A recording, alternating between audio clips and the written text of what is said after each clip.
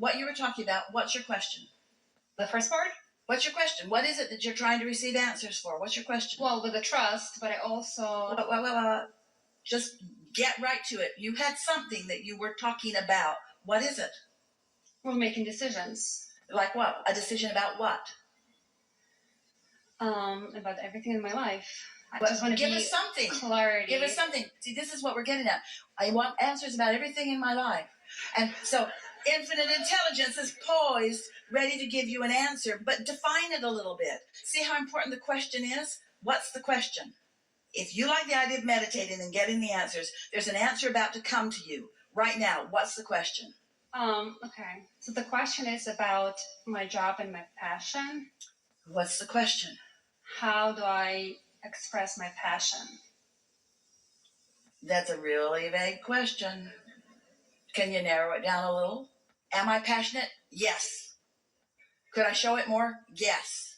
How could I show my passion more? By focusing more upon what it is, by getting in the receptive mode more, by being happier more of the time, by trusting that it will radiate from you when you're tuned in, tapped in, turned on. What's the next question? I guess I don't have a specific question because I do have a lot of questions for myself, but Let's hear them. How do I find the job that I love? What do you like to do? Channel energy. Healing. I believe I have a gift of channeling.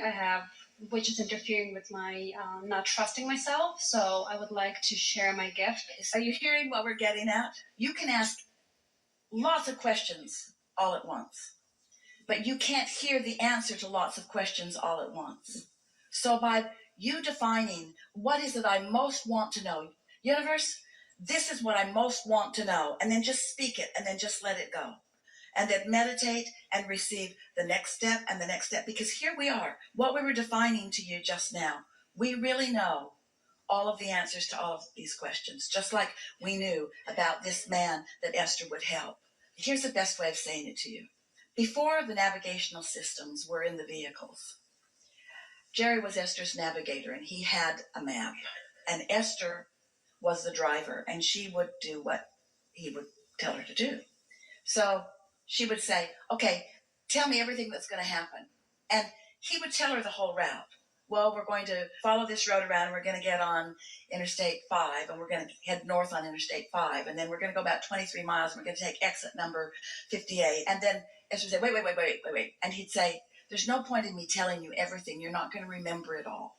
How about if I just tell you that we're going to get on the freeway and head north? Well, it wasn't quite as satisfying to Esther as she wanted it to be, but it really was a better way of going about it, because she was not going to hold all of those different turns in her mind. You see what we're getting at? And you're not going to hold them all in your mind either. And so your inner being is giving you turn-by-turn guidance based upon what you're doing vibrationally in the moment and what's happening in your vicinity relative to the things that you want. So as we play with you here, there is a vagueness in your questions that needs to be sharpened. You need to define what it is that you're wanting, and that's how you get clearer and clearer and clearer about what you're wanting. We know for sure that Esther sat to meditate, and what her intention was just to focus on her breathing, and when her mind wandered, to just let it go and focus back on her breathing. Esther wasn't planning on connecting with infinite intelligence. She certainly wasn't planning on spending her life getting on airplanes and flying around to see people like you to do this. In fact, if we had said to Esther in that first sitting, we are very glad that you have finally found us, because there's important work for you to do, and you will be spending the rest of your life experience flying around on airplanes and standing on stages and letting people talk to someone who is not really you. We are certain that Esther would have made certain that that didn't happen. She would have stopped meditating. She would have stopped listening, in other words, because that was more information than she was ready to hear. She said to Jerry, don't you ever tell anyone that this is happening to me. She said to him, promise me that you'll just talk to Abraham, but that you won't mention it to anyone else, because I don't want people to think that I'm weird. And Jerry said, I promise. Well, he did not keep his word, because He was with someone that he knew would appreciate it, and he opened his mouth, and then this, and then this, and then this. But you see what we're getting at? The evolution of what comes to you is about the evolution of your own desires. And the evolution of your own desires is about the life that you're living. And so these answers are fluid, and they're coming in response to who you are. And there's not one path that will please you always. So it really is a turn-by-turn thing. What's the best thing for me to do today? And so when we say to you, the answer to your question is meditate so that you can hear the stream of answers, and you say, well, I'm already doing that, then we say, well, then we want you to listen in a different way. Don't listen for all the answers to come at once. You can't comprehend that. Don't ask for all the answers for all of your life. Just ask for the best answer for today. And when you're really doing that well, the impulse is so strong that you must play with your music system. And somehow you'll know by the power of that feeling within you that this is your life's work here and now. Now your mind might say, what? It's my life's work to play with my music system? Oh, there must be more for me. Isn't there something about world peace in there somewhere, or something more meaningful? This is it right now. This. Finding my desires first, I guess, will help me. Well, the thing that we want you to hear is you have defined your desires, and they have redefined themselves and redefined themselves and redefined themselves. So your work is to get into that place where you can receive an answer. We think that we're giving you the best answer that you ever could receive, all of you right here and now, that the answer to the path of least resistance is not what you think it's going to be, but it is always what you're ready to hear. And what you're ready to hear is enough. It's got to be enough because it's what you're ready to hear. So the answer to you is utilize meditation in a more effective way. Utilize meditation to get into the receptive mode, not as the means where all the information will flow right there in that moment, just as a means to lead you to the next step, and follow it blissfully without asking it to give you more than it will give you, more than you're ready to hear. Okay, because I feel that I have general desires as anybody else. Everybody wants to be happy, live an easy life, do what they love, and I guess live an exciting and fun life. Yes. So my desires are broad in a way, but I don't know exactly what it is that I want to do that will make my life easy, exciting, and passionate and fun.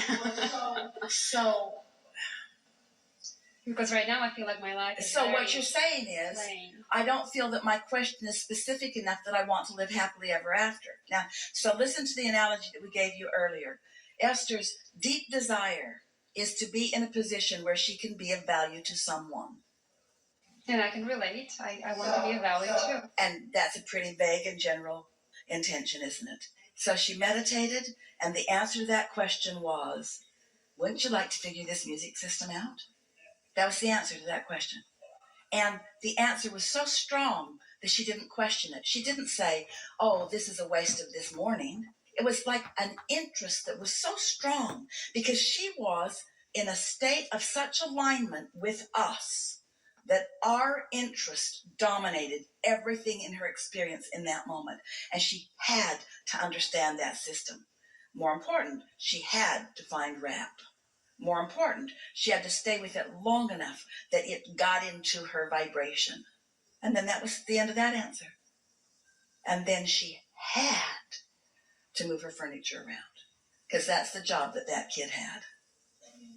Most of the furniture, they moved it over there and over there and over there and over there. She has 2 houses down there, up there, over there. And before the day was over, they moved most of it back where it was. Because the furniture did not need to be in a different place. It just needed to be moved around by a mover arounder. You see? So you hear things like the Lord works in mysterious ways. It's not all that mysterious. It's all really practical stuff that Source is leading you to, you see. But you're more sure about what you don't know than you are willing to let what you do know lead you. You keep saying, I don't know. What you're saying is just what Esther said. My pen is lost. My pen's lost. I can't find my pen. I don't know what I'm supposed to do. You see the parallel with it? Where if instead you say, I know that I'm an uplifter, and I know that I'm of value, and I know that I'm good with this energy stuff, and I know I want to be happy, and I know I want to lead other people to feeling better and better and better, and I can feel that this is who I am and what I was born to do, and I know that there's a path for me, and I know that I'll find it, and I know that it'll be a changing path, and I know that I'm intuitive enough that I'll know when I'm on the right track, and I know when it feels good that I want to follow that track, and I don't need to know the specifics of everything that's going to happen any more than Esther needs to know all the turns that she's going to make along the way. That's too much information, and most of it boring. All I need to know is what's next, what's next, what's next, what's next, what's next. And so our answer is so simple. We so want you to hear it. Just chill out, get into that receptive mode, and trust that you've done the work. You're the one that put it all in the vortex to the life that you've lived. And Source knows what's there and knows how to get you there and is leading you constantly and adores you so much and is wanting to fulfill your answers to all your questions. It's all right there for you. You just got to chill out and not use your ego quite so much. Not think that it's so much about ego. Instead, know it's about this personality deciphering the larger part of who I really am. This is you coming together with you. And it's a little bit tricky because we're saying to you, here you are, we address you as you, but there's more of you than you, and we want to bring you together. And you say, well, I want to get together, but I don't want my inner being bossing me around. That was what Esther worried about. I don't want Abraham telling me what to do. I don't want Abraham telling me what to do until she finally figured out that we only guide her toward the answers that she's asked questions about. Source is not telling you what to do. Source is just telling you what you want to know. Because Source knows what you want to know, you see, better than you do. But then I feel like if I follow the passion and do things that I like, it will not bring me the financial security and stability. Well, there you go. There you go. Your pen's still lost. You're like so many. You're really arguing for those limitations. What you basically just said is, okay, Abraham, I accept that I put stuff in the vortex. I accept that my inner being's in there. But somehow my inner being isn't taking into consideration my request for abundance. My inner being's only going to show me how to play my music system. Everything is taken into consideration. Everything you've ever asked for is part of the mix. So why would you, through that statement and that belief, block yourself from that's in your vortex? Mm-hmm. You see what we're getting at? And the answer to that question is because the answer isn't full enough. And we say, if the answer is not full enough, it's because you're not receiving it full enough.